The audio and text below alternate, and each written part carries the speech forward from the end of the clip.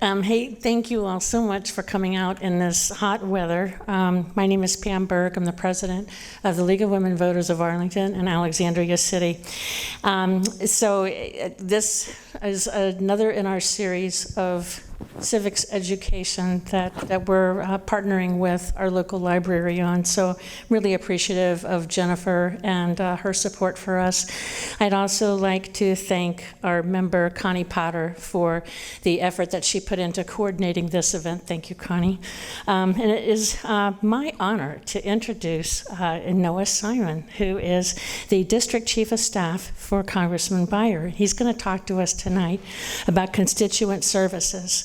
So feel free to ask questions during the program, and I'm going to invite him to come up right now. Thank you, Noah, for spending time with us this evening. I know your schedule's super busy, so thank you so much. Thanks, Pam. Appreciate it.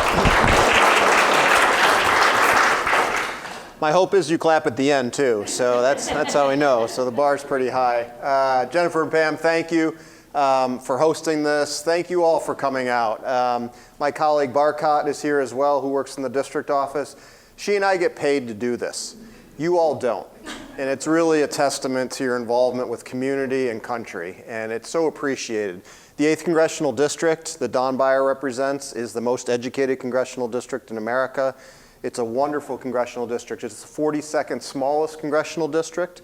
We are about 166 square miles. If you compare that to the largest non-at-large district, so non-just state, it's the 2nd District of New Mexico, which is 72,000 square miles compared to 166. We're very lucky. We can be, even with traffic from one part, we go from McLean down to Fort Belvoir. We have all of the city of Alexandria, all of Falls Church, a third of Fairfax County, and all of Arlington County. So it's just a wonderful district. We have the most federal employees, still, and we have the 2nd most contractors, and that flips with the 11th Congressional District, the late Jerry Connolly's Congressional District, just adjacent to us. I want to make this very informal. There are serious things going on here. I try to infuse humor here and there where we can. I overheard that somebody's going to a Beyonce concert coming up here. Yes, you. This won't be as exciting, but we're going to give it a shot. So please do interrupt with questions at any time. The Congressman's done a number of events at the library. Sometimes there are statements as well. If you want to see me after class to make a statement, we certainly welcome those. I thought what I would do is just briefly outline constituent services, how we interact with state and local as well, how you all can access what it is we do. And then we're getting a number of questions about things that are going on on Capitol Hill. The League of Women Voters is not political, and my job is not political. I'm not allowed to be political. This is not a campaign. I don't work for Don Beyer's campaign. I run his district office, and our job is helping people. So the Hill does issues, we do people. So I want to be able to extend his services to you all through that. But I'm going to be pretty honest as we see it here. The 8th Congressional District is feeling the brunt of this administration more than perhaps any other congressional district, with the DOGE cuts and things like that, our friends in the immigrant community as well. So I want to dive a little bit into that, but certainly get to what you all want to talk about. It's more important that I try to answer the questions as if Don Beyer were standing here. He's taller, he has much better hair, but I'm going to do my best to sort of reflect what it is, not necessarily my beliefs, although he and I are on the same page with just about everything. So in terms of constituent services, as I suggested earlier, we are the most educated congressional district in America, which means everybody knows to come to their member of Congress for just about everything. We do 3,600 individual cases a year. And this is, I extend this offer to you all. Veterans benefits, Social Security benefits, IRS checks, passports in 2 days we can get, immigration help. So of those 3,600, the plurality of our cases are immigration cases where we help people with visas. I am very thrilled to say that our immigration cases oddly continue. OPM, so we have a lot of federal employees. The administration 2 months ago fired all 8 OPM congressional staffers. We've sort of found a workaround, but the immigration cases continue. The OPM cases are a bit trickier, but do access us and do let us know how we can be helpful. We travel in the same circles as the state delegates, the state senators, the Arlington County Board, the Alexandria City Council. I was on the phone today 3 different times for a total of about 40 minutes with the mayor of Alexandria, Aaliyah Gaskins, because you may have seen last night we got a surprise announcement that HUD, located in DC for the past 65 years, is moving now to Alexandria. It just happens they're moving to a building that is currently occupied by the National Science Foundation. You'll recall that in 2017, the National Science Foundation moved from Arlington County to Alexandria. A little tricky for us. It stayed in the 8th Congressional District. That was great. Lost for Arlington, gained for Alexandria. And now those 1,800 National Science Foundation staffers don't know where they're going to go to work literally tomorrow. It is a problem that we've seen over and over and over with planning, with execution. We could extend this perhaps, I think Don Beyer would say, to attacks on foreign countries, or moving federal agencies. There's a process in place, and that process has simply been ignored. The governor was hooting and hollering today that he was so happy about that, not understanding that 1,800 of our neighbors don't know where they're going to work tomorrow. So that's a bit of a problem. So I spent a lot of the day today on the phone with the mayor of Alexandria, because the United States Patent and Trade Organization has 2 extra buildings. They have 600,000 extra square feet that they basically gave up a couple of years ago because it wasn't being used because of telework. So that's one of the example of how we work with the localities to make sure we're serving all of our constituents. If you come to us with an issue about a pothole, I'm happy to give it to Mayor Gaskins or Takis Karantonis. That's what they do. They give plenty of immigration cases and passports and things to us, and it's a pretty seamless process. And then when the state delegation gets involved, the biggest interaction we have and continue to have with them is unemployment insurance. For your neighbors or family, or perhaps even some of you, important to remember, unemployment insurance is based on where you work, not where you live. So if you're a Fed and you get laid off, or you're hopefully not fired, but if you're laid off and you're looking for unemployment insurance, it's not through the Commonwealth if you work in DC. So we work a lot with the state delegation for that. Congressman Beyer was up here with Alfonso Lopez and Barbara Favola a month and a half ago on this stage, doing a public town hall with them as well, and there's close coordination there. We're sort of all on the same team, regardless, we're all in the same party, but that doesn't really matter. We're all sort of pulling for the same thing. Congressman Beyer works very closely with the police chiefs. On July 17th, he and I are eating in the Senate dining room with our 4 police chiefs. The Senate food is much better than the House food, so we always go to the Senate dining room. He met with our 4 superintendents of our jurisdictions not too long ago. We meet regularly with the sheriffs. I can't go to a meeting without running into an Arlington County board member. So there is close coordination there, especially now. The congressman a month and a half ago did a job fair, and we had 41 companies there, and we were expecting 600 people, and 2,400 people showed up. And that was in coordination with our 4 jurisdictions as well, who are hiring and continue to hire. So there's a lot going on. So that's sort of the constituent service piece of this. We also have the Capitol Hill piece. You all should feel very good. I do. I'm the only district director / district chief of staff who has a parking spot in Capitol Hill, because I'm up there a lot, because we have such a unique district, right? So I was up there today. There was a 2-star general from Arlington, and she retired. And actually, she and my late wife served in the military together. So it was wonderful to give her a flag that was flown over the Capitol. But I got to go up there so that we have seamless coordination with the Hill. A good example of sort of how that comes from you all up to the Hill, I'll give 2 examples. Tax policy. So if the IRS is sitting on your return, we do about 350 IRS cases a year. One case was $8 million we got back for a constituent. The more important ones to us, honestly, are $800, because those people need that money a little bit more. The $8 million was nice. I thought we were going to do like a golf check. But when we see problems with the IRS and their constituent service operation, Don Beyer's on the Ways and Means Committee, so Barcott and I can tell our staff up there, this is what's happening in the land. The other example is the GW Parkway. I spend a tremendous amount of my time particularly on the South Parkway, because that's more residential and more treacherous, although right now with the redo, we were able to get $161 million to have that redone. We'll take credit when it's done. Right now you can blame Mark Warner for all the traffic and all the backups, but that was desperately needed. Memorial Bridge, Don Beyer got $200 million for that to rehab that because it was about to turn into a pedestrian bridge. The Arlington bicycle community was going to be thrilled, but it didn't seem like it was good for our area to make that into a bicycle bridge. Those are the types of things we hear from constituents, and we try to funnel that up. So if you have ideas, please let us know. We don't have all the answers, even though sometimes Congress pretends to. A lot of it around here comes from thoughtful, educated, thinking constituents. It's a different place where we are. The engagement here and the social capital that we have with our charities, with everything is just so extraordinary. And certainly I feel lucky to work for Don Beyer, and it's the honor of his life. He completed the Appalachian Trail, all 2,200 miles in October. He's getting his master's in AI.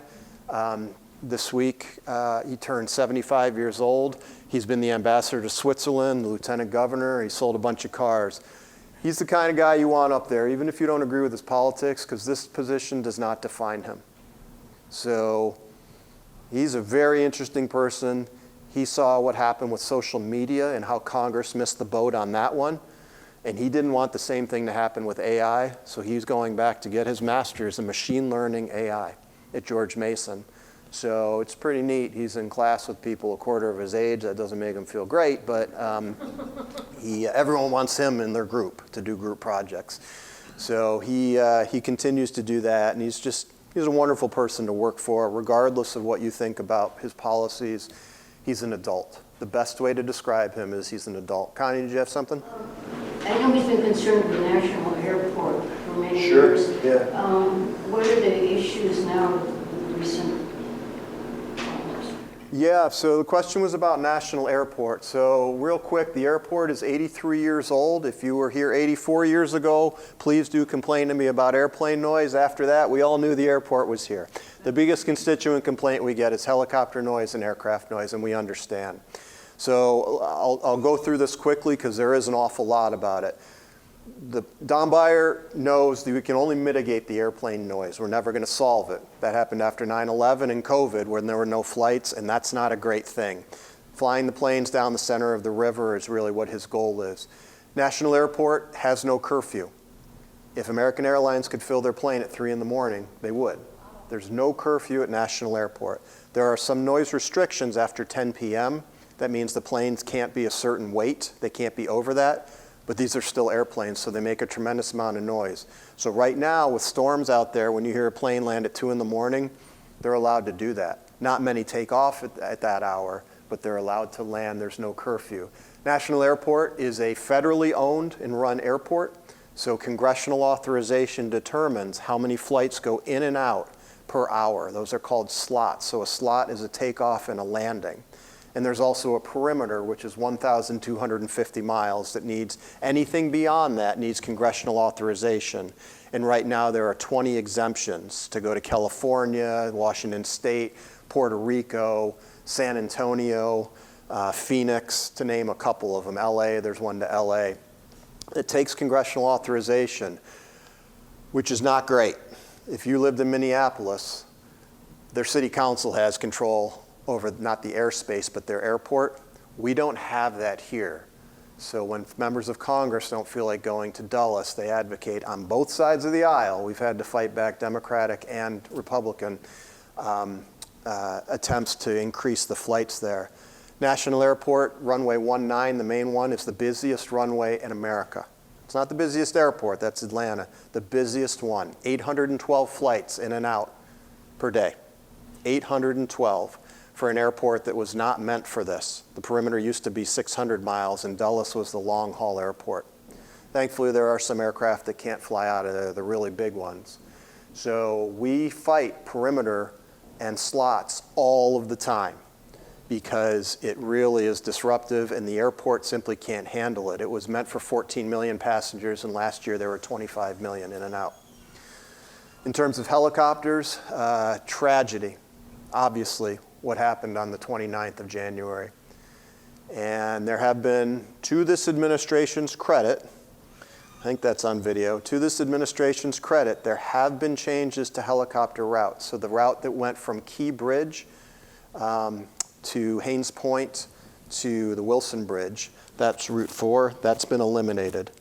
Probably should never have been there, right? That's right where the planes fly. And then last week, the FAA changed. Helicopters used to traverse from Maryland to Virginia over the Wilson Bridge. They now have to go 1.5 miles down the river towards Mount Vernon. I know this is the League of Women Voters for Alexandria as well, and I understand the concerns that that's closer, that there could be some folks in Alexandria, and it's Alexandria Fairfax, I understand, but the helicopters will be 400 feet higher, thankfully. So each 100 feet of altitude, 3 fewer decibels. So we're hoping the noise impact is reduced, but the safety impact is enormous, and we're thrilled with that. So there will be fewer helicopter flights in the national capital area. A lot of people think that it's generals and admirals flying around. Less than 2% of the flights are VIP tours. It's not bad at all. We are very lucky in our area that there's a 10-mile restriction, a radius around the Capitol. That's why we don't have news helicopters floating around Arlington or Old Town Alexandria, because they have to be outside. It basically goes out to the Beltway.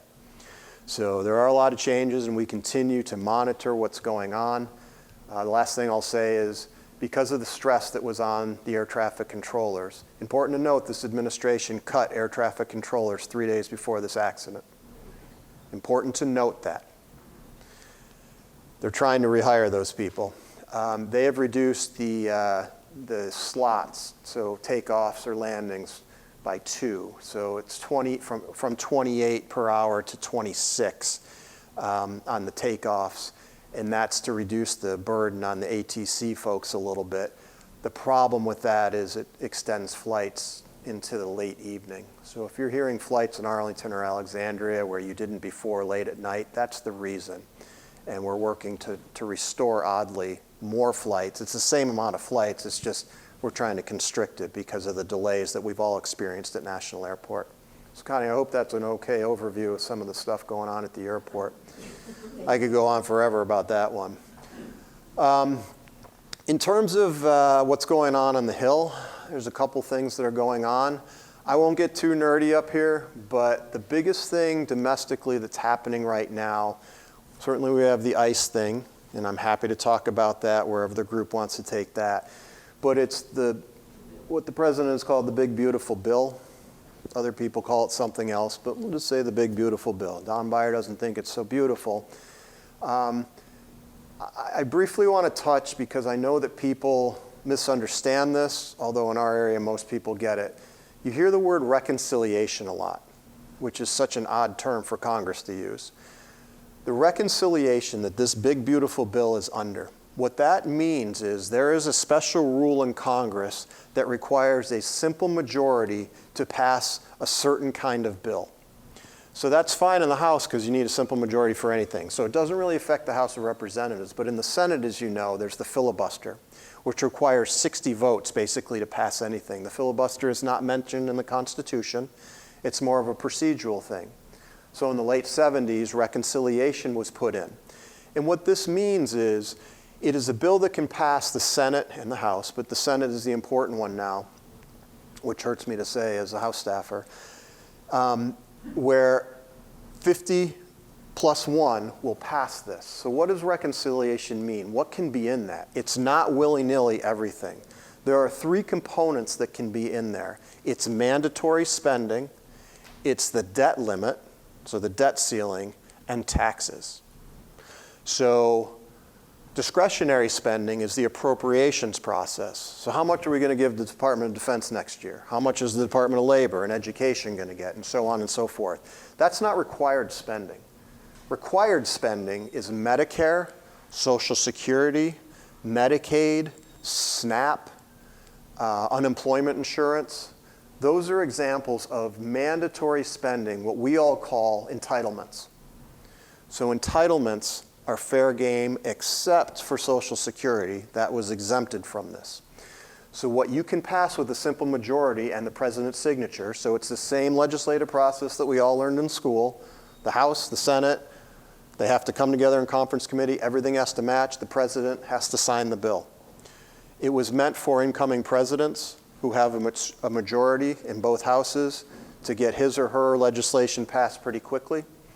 So that's why you hear with reconciliation taxes. So Trump's tax cuts from his first term are going to expire, so they need to redo those. So that's one piece. The debt ceiling, which when a Democrat is in office is, we're going to bring the country to the brink. You don't really hear that so much. 4 times it was passed during Trump 1. That one hasn't been mentioned a whole lot. They're just going to go ahead and do that. Okay, it is a good thing for the country to increase the debt ceiling, but it's funny how it doesn't become a political football when the majority has both the White House and Congress. And then the other piece is the discretion or the mandatory spending, and this is really where it comes down to what's happening here. So to pay for those tax cuts, you got to do something. Reconciliation does not require that it be a balanced budget. Our state friends and our local friends, they have to balance their budgets. I was on the Arlington School Board. We had to balance our budget. But the feds don't have to do that. I guess we just print more money. So how are they going to pay for some of this? You hear Medicaid, and then you hear Speaker Mike Johnson yesterday say, we're not going to touch Medicaid. But then you see 16 members of the House yesterday say, wait a minute, it looks like we're going to touch Medicaid. Of course they're going to try to touch Medicaid, which is interesting because 16 million people under the current bill would be thrown off Medicaid. This is not a political speech, folks. This is the Congressional Budget Office looking at this, which is nonpartisan. In Mike Johnson, the Speaker of the House's home state of Louisiana, 61% of births are funded through Medicaid. This is going to be a tough sell for Mike Johnson. So that's why he's saying they're not going to use Medicaid. Medicare is in play, but nobody seems to want to touch that because that's seniors, and seniors, as we know, vote the most. They can't touch Social Security. So doing this on the back of Medicaid, the poorest people, it's not just Arlington County, Northern Virginia, give it to them, those liberals. The majority of Medicaid is spent in red states. So it's running into a bit of a problem politically right now. I don't know how the 2 senators from Mississippi are going to vote to eliminate parts of Medicaid. Politically, that's a tough sell. So the other side of the aisle finds itself in a very difficult position right now of how are they going to fund these tax cuts. And I can assure you folks, the tax cuts really aren't going to people in this room. I don't know all of you, but I don't see any billionaires in here, I don't think. So it's a tough thing, and Don Beyer's on the Ways and Means Committee. So it's more than political rhetoric. It's the Congressional Budget Office scoring what this looks like. So that is the big, beautiful bill that's happening right now. The other big thing that's happening right now is what's happening with Iran. And I was knee-deep in my phone before this to get the latest and greatest. It's been 12 minutes. Maybe something's changed, as we all know. I wish that book thing was reading your phone. I would definitely be I think we'd all be like star students, right? Yeah. I could get those Nats tickets. I mean, I was like, wow, it's books. Okay, at least there's audio books. So it's the Iran thing. So question, does Don Beyer support it? What Don Beyer doesn't support is the president going around Congress.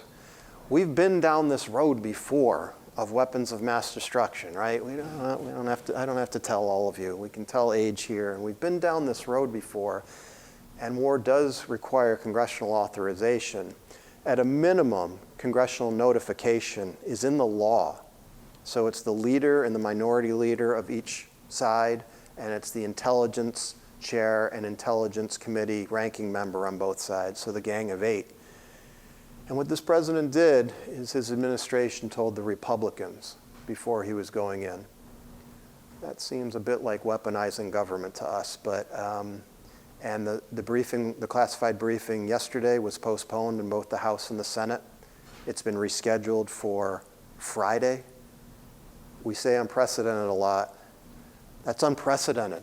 We attacked a sovereign nation and tried to blow up their nuclear program, and Congress has yet to be briefed on it. That's the problem Don Beyer has. He likes process. That is tradition and history. Republicans have done it for Democrats, and Democrats have done it for Republicans, and Democrats have done it for Democrats. It doesn't matter. This is a difficult precedent for us to break. There are scores of examples we can give, and you don't want me to go into all of them. You all are very intelligent and know. That's a really tough one. That's a tough one. So we trust and hope that the administration still comes in Friday to brief both chambers. We will see. The president just announced overseas that he's going to meet with the Iranians. Okay, we'll see if that sticks or how that goes. Obviously, the intelligence is coming out saying that it wasn't obliterated, that maybe there was minimal impact. We'll see. It's hard to speculate until they get the briefing. But if you put two and two together, they don't want to brief because the intelligence is saying one thing. Again, let us learn lessons from the not too distant past. We've been down this road. So that's a lot of me talking. I've got a number of other things, but it might be a good time, I can tell by some body language, maybe to get some questions in here. If not, we can all read a book and get some credit towards that. I have one more question. Hi, please. What's the best way to contact your office? By phone, by email, by letter? Yeah, I don't recommend letter now. It'll take a little bit of time, especially if you give it to the Hill, because it has to go through decontamination and all of that. I'll leave some business cards here. You can see me after class. Beyer.house.gov has our phone numbers on there. Very easy to find.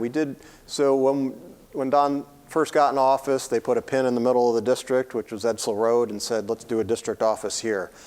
It was not a real accessible place. So then we moved to Roslyn because people wanted public transportation, and then people got upset because there was no parking.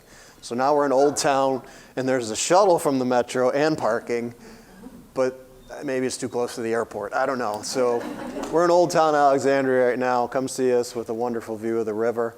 But yeah, if you just give us a call, or you can email me. My email is noah.simon@mail.house.gov, V as in Victor.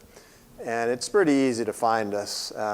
League of Women Voters came, Saul Barcott, she gave it to me, and here we are now. It's a pretty accessible office. We only have one district office. That one in New Mexico I mentioned earlier, they have 7. Ugh. So we're very lucky with just one. Other questions that folks have? Yes, ma'am. I want to ask, but you're talking about the airport, but I wanted to ask about drones. I think I've seen a bright light hovering and not really moving that I thought might be a drone. Yeah. The question was about drones. So drones are not permitted in the National Capital airspace, particularly near the airport. So it's a felony if you fly a drone. If you see one, welcome to give me a call. I talk to the airport folks all of the time. What would those bright lights be that are just kind of hanging there? Oh boy, I wish I knew. I don't know. When was it? Within the last month. I know, yeah, like 3 or 4 months ago there was all that craziness with New Jersey and everything, but One was like really near the airport, so they couldn't have been a drone. The military allowed to fly drones, or just civilians aren't allowed to in that airspace? the military flies drones for national security events, so the inauguration, the parade. Hopefully that's one and done, so those types of things. But other than that, they don't fly drones. And it gets a little iffy, like by the Washington Monument, you're not supposed to do it, but they really enforce it. You're not allowed to fly kites at Gravelly Point. There was a near strike about 7 weeks ago. A pilot reported that the kite hit the airplane. It ended up that was not true. We have a big bird problem. So if you go to Gravelly Point, please pick up your trash because the birds go there, the birds lift off, and we don't need a bird strike at National Airport.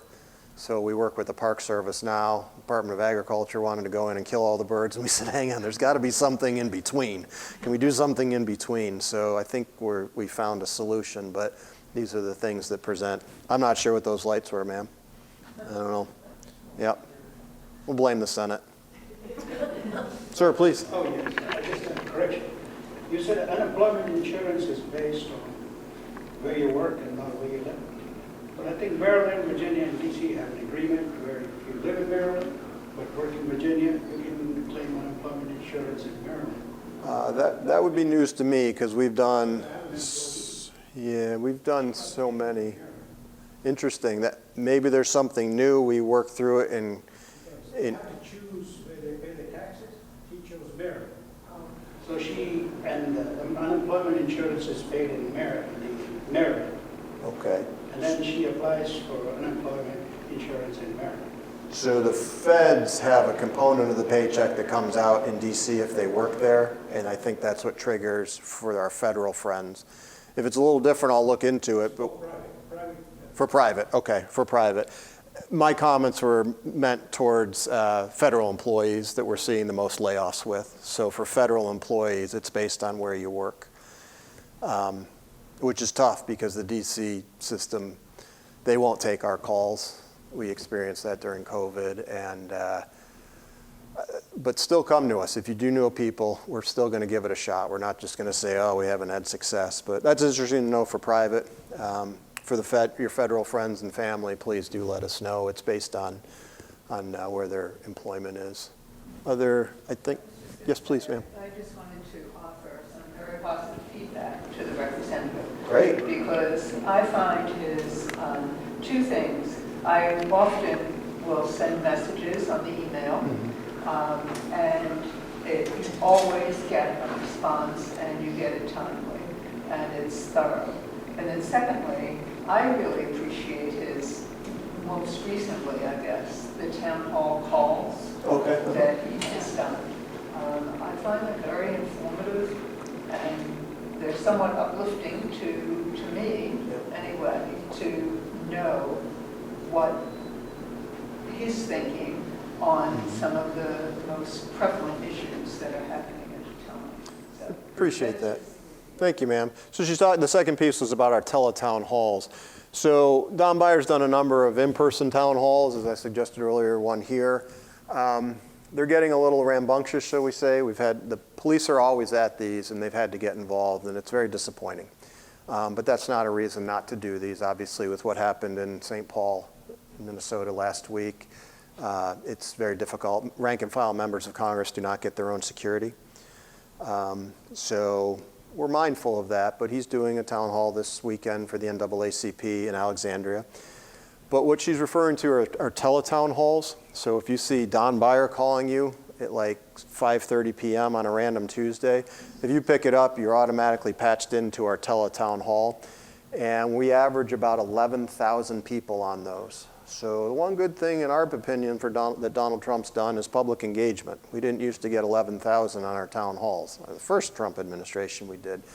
So it's good to know. That's really good feedback, and we think those are important. And he does take calls of people who don't always agree with him, so it's not all staged.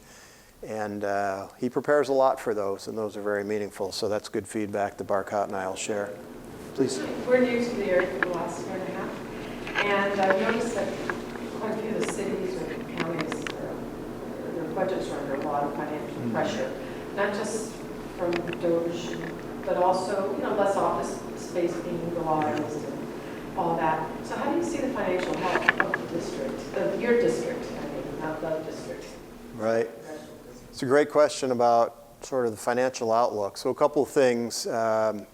So for every 1% of increased office vacancy rate in Arlington County, it's $3 million fewer dollars for the county. So that's 27 fewer teachers. That's the easiest way as a former school board guy that I can put that. Right now, the commercial office vacancy rate in Arlington, I want to say, is hovering around 22%. If we look at Fairfax County, for example, with the proposed Department of Education cuts, that's $180 million fewer dollars. That's going to hurt. That is a huge amount. Arlington County gets about 11% of its funding from the federal government, so they can make it up a little bit, but it's still going to hurt. The only jurisdiction right now that had a positive budget year of our four was the city of Falls Church, which is one of the smallest cities in America. So we love this little city, but we don't use it as a bellwether necessarily. What's going to happen right now, so the three other jurisdictions, Alexandria City, Arlington, and Fairfax, all prepared in this current budget for what's coming next year, which could be a cliff. So the unemployment rate came out for Virginia yesterday, and it was the first back-to-back decrease in unemployment, or increase in unemployment since the Great Recession. That didn't even happen during COVID. Now, the good thing is it's still in the 3%, right? So the unemployment is fairly low right now, but we expect that to increase dramatically. If we look at the housing market right now in Arlington, it's slowing down, which I didn't think I would ever say. It's slowing down. There was an article today in one of the local rags about the housing market slowing down. So we anticipate there's going to be an enormous issue. So in COVID, the virus was the virus, and the federal government came in and helped bail everybody out. Now, with all due respect, the virus is the federal government, because what they're doing to our area. So there could be unemployment that could be 7%, which would be devastating. This area has been insulated forever.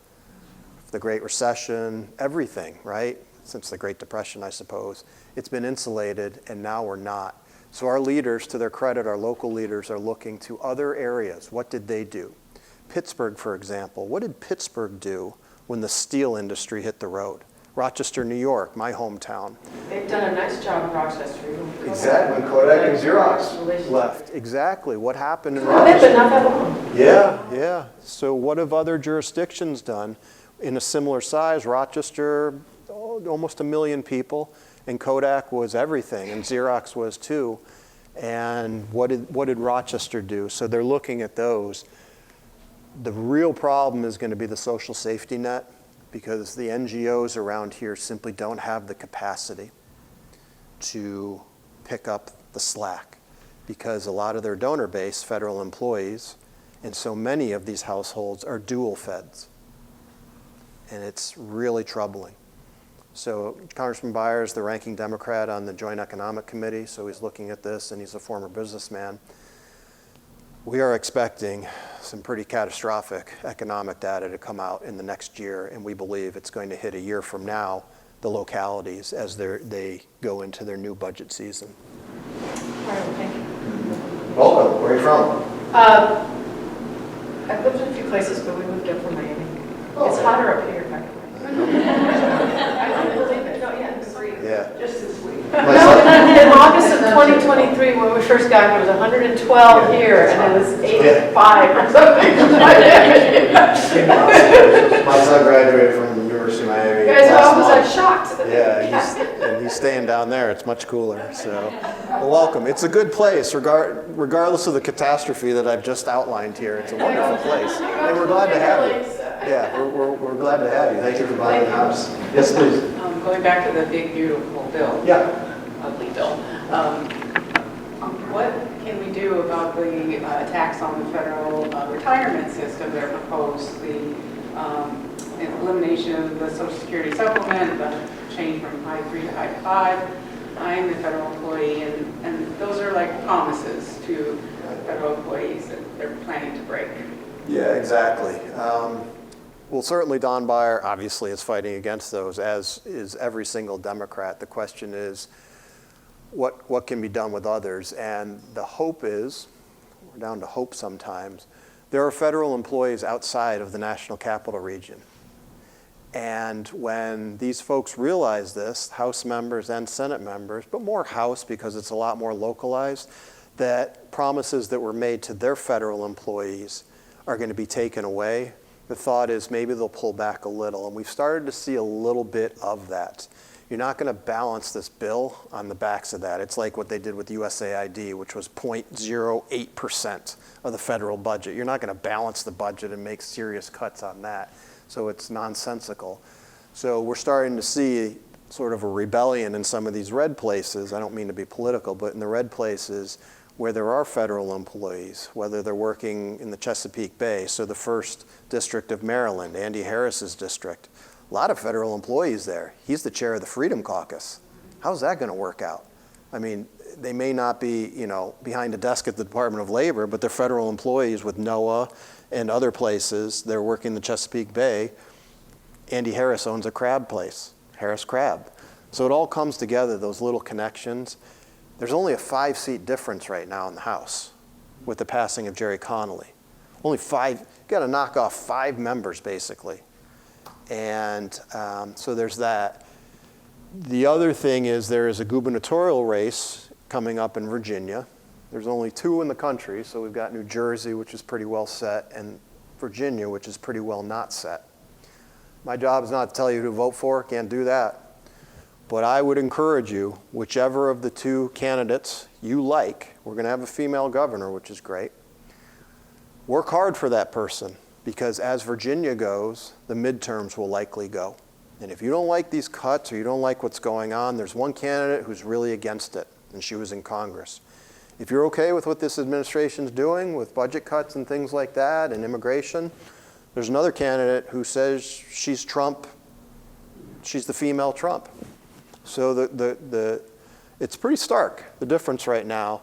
And not only is the country, but honestly, the world's going to be looking at Virginia, because if the Democrat wins going away, the House Republicans are really going to start to sweat it out, because it could be a repeat of 16, where the president was elected, 17, where the Democrats took the state house in Virginia, 18, where the House flipped, and 20, where the White House flipped. It could be that script. If you're on the other side of it, you should be fighting just as hard because of the history there. So I hope I did a good job balancing that out. Other questions that folks have? No? Yeah, please. Oh. I don't know how local this is, but I'm super concerned about the change to our health policies nationally, and I'm wondering like what science and health organizations are based in our district, and what are we doing or can we do to support them? It's a great question. I mean, you see just the National Science Foundation. Our concern is they kick the National Science Foundation out of its headquarters because they want to eliminate it. Now, the administration legally cannot do that, but they can try to do what they did with USAID, which is to hollow it out. So USAID still exists. It's what's happening in the Department of Education. It still exists in theory, but the mission really is not being executed on. So you get concerned, at least Congressman Beyer does. You see something that RFK Jr. did yesterday, where he basically fired everybody in the vaccine world that's on an advisory board. That's a bit troubling if you know his past. More than a bit troubling. The nice thing is localities through local health departments still do have a good deal of autonomy, and school divisions can require things like vaccines, which makes, in the next level obviously is the state, and the governor has a lot of control, which I go back to my previous remarks of the prior segment about the race. One gubernatorial candidate really likes vaccines, and one gubernatorial candidate is skeptical of vaccines. So that election really is going to matter. But the nice thing is there is some autonomy with local health departments. Nationally, the concern is it's going to go like this. So in Texas, you don't need vaccines, but in California, you do. In Virginia, you need vaccines, but in Mississippi, you don't. That is not a national strategy, right? So I think what RFK would like to see is sort of what happened post-Dobbs with the abortion decision, where it's left to the states, you just go, you figure that out, and if you don't like vaccines, don't do them. We should definitely be concerned, but we should feel a little bit better because all 4 of our jurisdictions are firmly in the camp of vaccines are good, and that's a really good starting point. So this brings to mind, I suppose the governor's office is another area to ask, but as the federal government scales itself down, right? And perhaps, you know, the people who want states to have stronger rights, et cetera. Have you heard any discussion of where the states might have to start increasing their state income taxes to make up? You know, so in other words, if Medicaid, you know, if these programs that get cut, right, the citizens still live in that state. Right. I wouldn't want to live in Kentucky, for instance, right? Because that's one of the states that gets the most federal support, but yet they're the ones who want to get rid of federal support, right? So, but you look at the state, has there been any discussion that states might really have to start like fighting back against the federal government and saying, okay, well, you don't get to taxes as much because now we have to do, you know, and so, you know, we become like some states are better, much better to live in than others, you know, type of thing. Yeah, I think you're seeing it in a couple different ways. Your comments remind me of sort of when it was keep the government's hands off my Medicare, which is interesting as a government program, the largest government program we have. So you're seeing a couple things. We look at our friends in California, and Gavin Newsom has floated the idea of why would we give the federal government our taxes if they're not providing this service? The state of New York, they pay more taxes than they receive. Yep, so rescinding basically their payments to the federal government.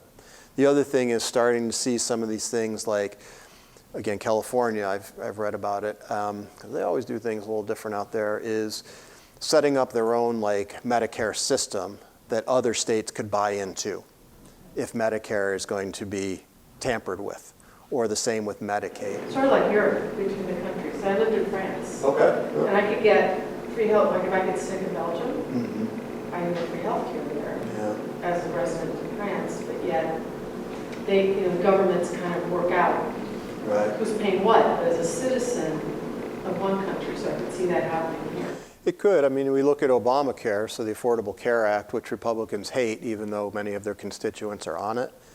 I wish they could just rename it and claim victory and not touch it, because it's unclear what part they would touch without blowing the whole thing up. With Medicaid, you know, there are 9 states, including Virginia. If there's any reduction in Medicaid, federally, Medicaid expansion goes away overnight. And there were, 400,000 additional Virginians that got on Medicaid expansion. So there could be some states that stand this up to say this is what we're doing. We don't know if it's legal to withhold payments to the federal government for things. Why not? At this point. Yeah, I mean. Play the same game. Yeah, it's, there's. Because it's got to be paid somehow, right?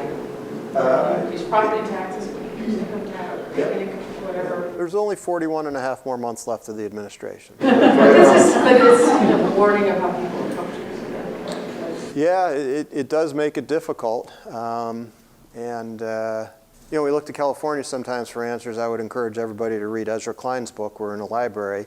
His book, Abundance, absolute game changer. And it's about democratically run states and why nothing gets done. I say that as a Democrat. Really interesting read.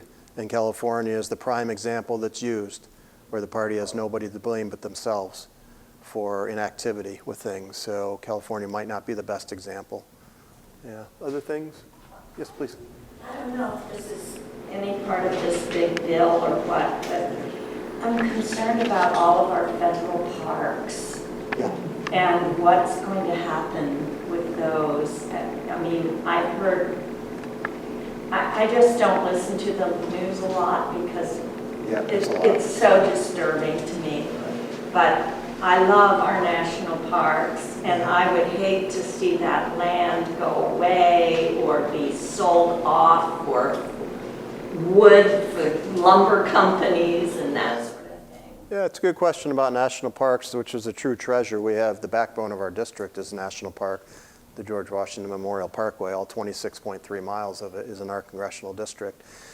So one of the senators from Utah proposed a bill to sell off a lot of that land, and he's getting absolutely crushed in his home state. So Mike Lee is getting crushed, which is nice to see.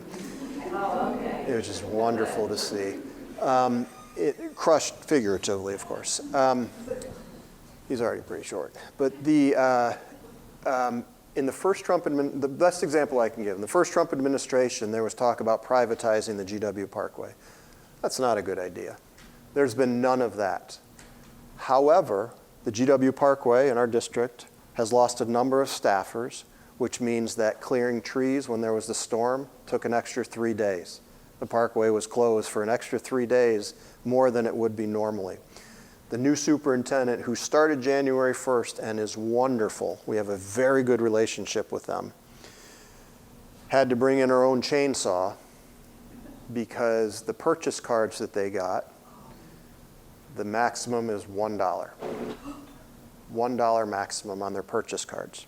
And those of us who have worked in the federal government know you can't buy a whole lot. So that part is troubling.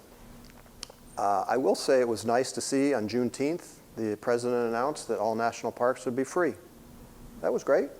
So encouraging people to go. We haven't heard as much. Don used to be on the Natural Resources Committee, so we were much more in tune. But the attention and the appetite for that doesn't seem to be real great right now to go and sell off all the land. You might get folks who want to drill on the land, but selling it off right now, thankfully that hasn't been floated as an idea to pay for the big beautiful bill. There are other things like selling spectrum. I won't pretend to be a spectrum.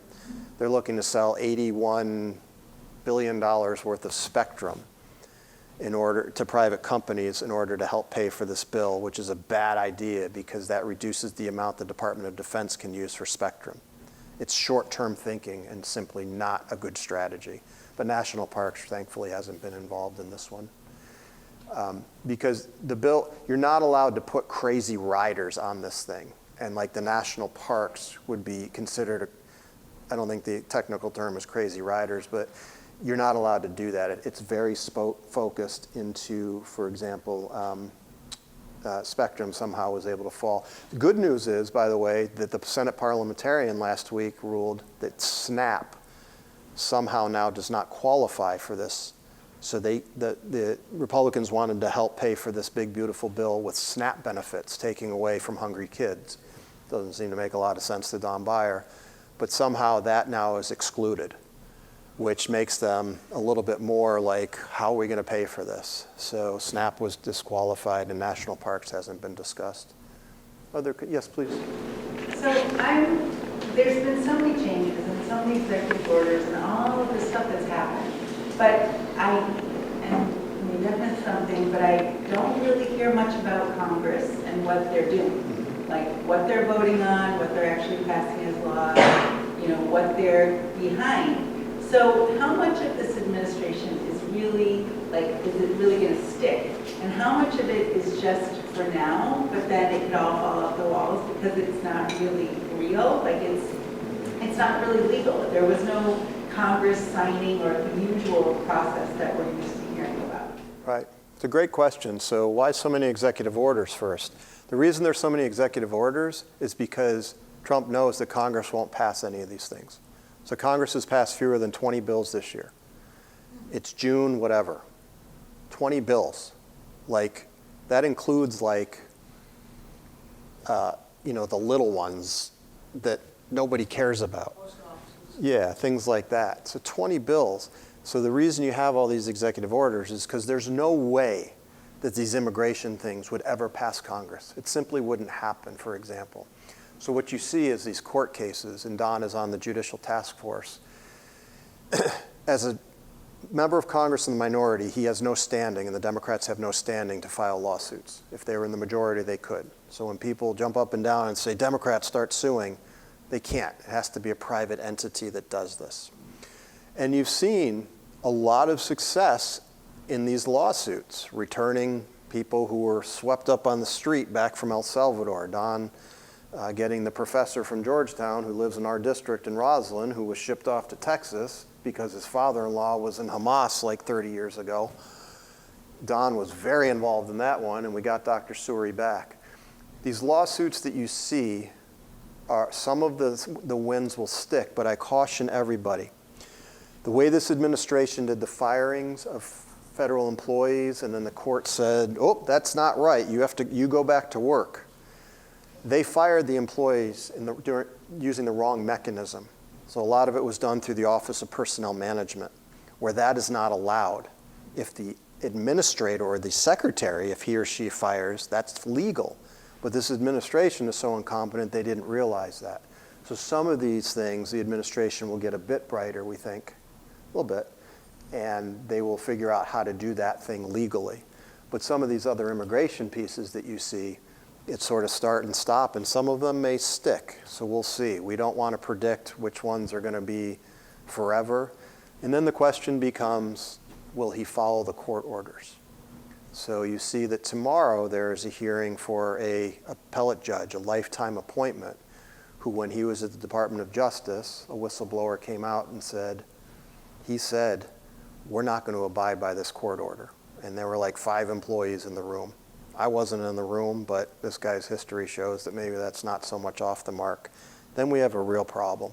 So far, for the most part, he sort of followed The administration sort of followed the law. And it gets to the next point, which is a lot of this behavior, Don Beyer believes, shouldn't be normalized. The President of the United States accepted a $400 million aircraft from a foreign country. What? Any other administration, the person would be impeached and thrown out of office yesterday. We cannot normalize this behavior. And if people want to say, I'm being partisan, okay. On this one, okay. We can't normalize that the January 6th criminals were pardoned. 3 of our constituents died because of that. They were all police officers. And those people are out now. That doesn't seem about right. So when people ask, what can we do? We always say vote. And try not to normalize the behavior. Ma'am, your point's well taken. The third point is don't read the newspaper every day. You're going to hear about the big things. Take a little bit of a break, right? Like tonight, after this, digest a little bit of what I said, agree with it, not agree with it, whatever. You don't have to check the news. It'll be there tomorrow, I promise. I tell this to my friends, to my family, to my mother especially. Yeah, read a book. Go get those Nats tickets. It'll be there. It doesn't mean you're uninformed and you'll hear and learn about the big things. It's sort of refreshing sometimes to do that. But we'll continue to look at these executive orders to figure out what's going to stick. We don't know. It's only been a handful of months so far, right? So, and it's the rare time in American history, this has never happened, where one party controls 4 branches of government. And people will say, wait a minute, 4 branches? The House, the Senate, the White House, and the Supreme Court. And we've seen that in recent decisions. What kind, if any, impact did it make for all the people in all these states to have the marches? Well, Did it certainly can't hurt. Anybody Well, of importance that is making these decisions? I think what it did is it drew coverage away from the silly parade. And I can say silly parade because the parade started in our congressional district. And that really upset him. Okay. So, you know, sometimes How do you know that it well, upset him? you just look at his behavior. Really? You look at what happened and how few people were at the parade. And I mean, those protests were worldwide. What we like to say is it certainly can't hurt. It can't hurt. And when all this is done, for those who oppose the administration, and I won't presume to think everybody in this room does, but for those of you who do, you probably want to say I did as much as I could.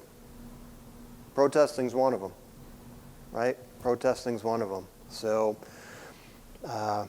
we shouldn't normalize behavior that we know is not normal. And one way to express that is protest. It makes people feel good too, and that's an okay thing. Yes, please. My understanding from what I've been reading and hearing is that is trying to normalize behavior and flooding everything with the legalities is designed specifically to take up time and money and to break down the rule of law until there is no more law. And it's just him. And he's behaving that way. Yeah, I think we've seen this in history before. If you go back in history and look at behavior, you know, this is how things start. And it's always a populist who said this could never happen here. So everyone likes to jump to Germany. That's a really extreme one. But there are scores of other examples in history where you can see this. I mean, it was only a week ago that he deployed Marines to LA. Boy, doesn't that seem like a while ago? Everything that's happened in between, right? We bombed Iran. Oh my God, we bombed Iran. Any other time in history, that'd be like, oh boy, that's a really big one. And we move on. It was in Project 2025. Flood the zone. Yeah. I guess it's smart on their part because you're always playing catch up. I feel like in our office, we're always playing catch up. The question we get the most is, why aren't Democrats doing anything? Very seldom in American history do you lose an election and have that party find their spokesperson 6 months after. It simply doesn't happen. It's happened once, and that was with Trump. Well, he was already president. And that was a little bit different, as everything is. So who are the Democrats? Why isn't Hakeem Jeffries out there speaking every day? the minority leader. He is. He just has nothing interesting to say that the news is going to cover, because he doesn't drop the F-bomb like Trump did yesterday. He's not bellicose. He's thoughtful. That doesn't make the news. It doesn't mean it's not happening. So yeah, keep an eye on this stuff, because this is usually how it starts. There's a reason the thing was called No King's Day. Do you think it would make a difference if more people called the news media? I don't. I don't think. I think the news media. Yeah, it's. I don't want to say they don't care. They work hard, but they can only cover so much. And if a president's going to swear on national television, that's more important than Hakeem Jeffries talking about Medicaid. So, Speaking of crooked, a few months ago, I was stuck in a gas station here on Wilson Boulevard. Gangs of these motorcycle drivers and these ATV drivers.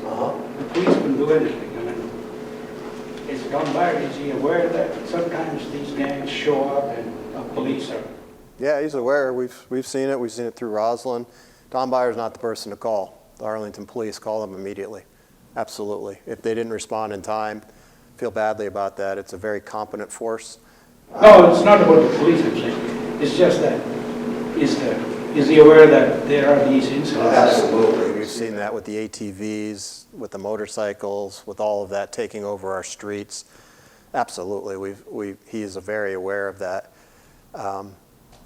I wish there was something he could do about it. There really isn't. But yeah, call the police immediately when that happens, because that is wholly against the law.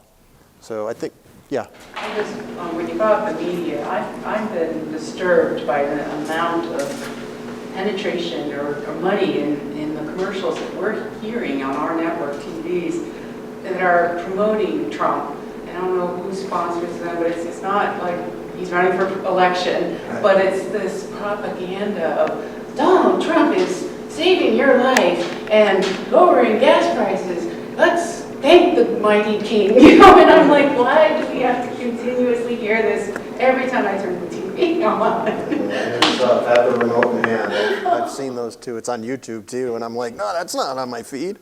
Yeah, it's America, and they're allowed to pay for advertising, and off they go. There aren't regulations like during campaigns and things like that, where if you air one, you've got to air another, because the other side right now isn't airing anything. That's the side I'm on. So. And it seems it's in our market, because I go visit my mother in Texas, and of course they don't play that there because they don't need to. It's meant to trigger us here, the People's Republic of Arlington. So don't let it trigger you. It's just their way of getting to us, and boy, it's pretty effective. So yes, please. I have a question, but I have a comment to that. So I come from a communist country, and Fidel used to speak for 6 hours speeches. And no matter how starving people were, to listen. So don't think that that kind of thing doesn't work. It does. But my question is about Amazon. So, you know, it seems to me as a newbie in the area that there is a difference from where I used to come for business, you know, to Crystal City and Midtown City, that is palpable, right? That Amazon being there has younger people, there's more restaurants and stuff. But I hear locals say, yeah, but they're not fulfilling their promises. Is it the second building? What is it that is going to satisfaction than Amazon? Yeah, so Amazon initially was going to move 25,000 workers here. They've scaled back on that a little bit. I'm not a spokesperson for Amazon, so I'll just try to stick to what we know. They have scaled that back since COVID. They have said, though, that their employees need to be in person, so that's a good thing. That's a good thing for Metro. That's a good thing for our restaurants. It's a good thing for our commercial office vacancy rate. Amazon has none of the tax credits that they got hit. They don't get those until they pony up. For example, they owe money to Arlington Public Schools to build Arlington Community High School. So the new high school that's being built, Amazon is paying for a fairly large portion of that. Until that happens, they don't get the tax credits. So it's not like they just got them willy-nilly and off they go. And they got to rename, you know, Crystal City to National Landing and all It's that. so confusing, especially if you're on It was a little confusing. It was confusing enough not being from the area. Yeah, but we're thrilled they're here. They give to our charities as well. I know it wasn't some people did not want Amazon to be anywhere near here, but I was on the board of Doorways for Women and Families in Arlington, you know, for domestic violence prevention, and they gave us money. and it wasn't in a huge press release. That to me is wonderful charitable giving. We went to the Virginia Tech opening, Oh, yeah. which is not all Amazon, it's Boeing, Right, stuff, right. but there's definitely a good vibe in the area. Yeah, they've done a wonderful job revitalizing that area. And that's all in your congressional district, right? Sure is. Yeah, it sure is. Yep, Connie. How many people are on both the Hill staff and the local staff? All this work. There's 16 of us in total. So we have 4 in the district office, and the rest are up on the Hill. So we're lean and mean in the district office, and we get it done for people. So, yeah. So I'm just curious because, everything that we see on the news and then we're reading about it, it's this, that, all these crises, it doesn't seem like there's a lot of positive news. So someone like you who basically has to deal with it day in and day out for multiple hours across your day, I'm just curious, what are your strategies for staying sane through all this? January 19th, I had long blonde hair. I was 6'3", glowing skin. You enjoy it. I think it's important to not swing at every pitch. That's what the other side, I say other side, I won't assign that label to any of you. I think that's sort of what folks look for, the liberal tears and things like that. And while it hurts my heart a lot, I don't care that it's the Gulf of America rather than the Gulf of Mexico, right? We're not going to buy Greenland. That stuff is nonsense. What's important, right? Like a $400 million plane, that seems pretty important to me because it's going to cost $390 million to take it apart and put it back together to make sure there's no listening devices. So taking a bit of a break. If you are going to read 3 things in a day, maybe just read 2. Take a little bit of a break. There's still a lot of good out there, particularly in our area. You see things like Doorways or the YMCA or AFAC, or in Alexandria it's Alive, the food pantry. And you see the lines getting longer. What you also see are the volunteer lines getting longer. And that's the wonderful part. We have so many federal employees who called and said, yep, I got riffed and it's awful. What can I do? Where should I volunteer? Not everybody did that because people have to pay their bills. Boy, was that refreshing. That doesn't happen everywhere, right? That doesn't happen everywhere. It's still a wonderful place. I mean, 25, 30 of you came out when it's awful outside to listen to some schmo stand up here so you can improve your community and country. That's very heartening to me. I love that. I love that. It's tough for me to fly the American flag right now. And again, my late wife was in the Navy. Like, it's really tough. But you see this type of stuff and this type of commitment. You're not here for anything other than to figure out how to make your community better. You're not here for yourselves. That's really heartening. And Barcott and I get to see that every day. The federal government still is functioning. Our cases continue to go through, and we get people passports in a day and a half. We get people their Social Security benefits, their SSDI. We were able to get trees cleared from the GW Parkway. And yesterday, somebody called me. 12 people were out of power in Old Town, which is like a national catastrophe. And I made a call to Dominion, and 2 trucks came out. So something's working with government. And you take those things. But if you do 2 reads rather than 3, maybe that extra hour of your day or whatever is just a little bit better. It's still going to happen, and it doesn't mean that you're uninformed. But I said this to my mother, who's turning 80. Mom, don't watch CNN all day. She said, okay, I'm going to come up. She lives in Williamsburg. I'm going to come up to D.C. I said, okay, great. Well, she went to the Holocaust Museum today. I said, Mom, she said, I got to see how this happens. I'm like, jeez, Mom. You should go to the art museum or something. Yeah. You should go to the African American Museum on Friday because, she needs to see. I'm like, Mom, why don't you go watch a comedy or something? But there's so much goodness going on. There really is a lot of good going on. It just doesn't make the news. And, take heart in what you're doing tonight. It's really, really great. When Barcott and I talk to Don Beyer tomorrow, these are such intelligent questions and nothing self-serving. That's such a wonderful part of our community. We're so glad you guys are here to sort of see what this is all about. It's a different place than Miami. Miami's its own scene. But, Crystal City is not South Beach. But there's a lot going on. So if you have some extra time and want to give some time to an NGO, they certainly need those now. They really do need not just the donations, but your time and your talent. So What other things do folks have? Yes, please. So in the 8th Congressional District, there are a lot of Afghan refugees living here. And there are refugees from Ukraine and from other places too. But I personally know more about the Afghan folks. So are there, they've all got green cards and stuff, they're SIV visas, so they're quote safe as maybe any of us can be. But are there programs, services, or whatever, do you, in the district office, do you hear from them, or? We do. We had a big part in getting some folks over here. The Afghanistan, that whole thing, that was a tough time. There's been nothing like that in the office except the helicopter crash where it was like, whoa. Yeah, so the localities have some support programs. ECDC, the Ethiopian Community Development Center in Arlington did. But they've lost most of their funding. Yeah. And then the other place is the faith community. So in Alexandria, there's a church that works very closely with Afghan refugees. And I know in Alexandria, or in Arlington, there are a number of faith-based organizations that continue to support. The concern is as the social safety net dries up from the localities and more is expected of the NGOs, that a lot of that might go away. Yeah.